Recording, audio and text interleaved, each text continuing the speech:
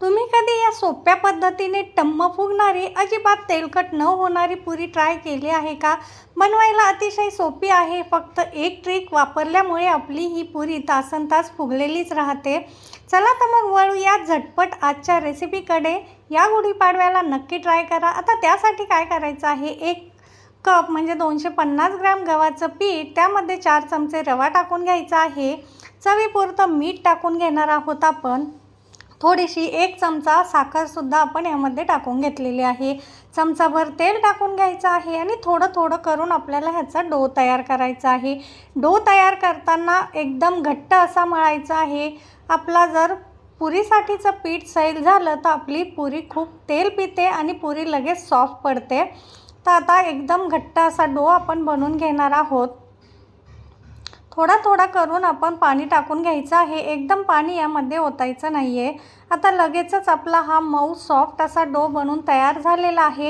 यामध्ये आपण रवा घातल्यामुळे 10 ते 15 मिनटं ह्याला रेस्ट देऊन ठेवायचे आहे. त्या अगोदर यामध्ये थोडंसं अर्धा चमचा तेल टाकून मी एकदम सॉफ्ट करून घेतलेलं आहे. आता 15 ते 20 मिनटानंतर आपण पुऱ्या लाटायला घेणार आहोत. असा थोडा थोडा उंडा घ्यायचा आणि असा छान पुन्हा एकदा ह्याला मऊ करून घ्यायचं आहे. हे बघा, आता 15 मिनटानंतर आपला पीठ व्यवस्थित भिजलेलं आहे.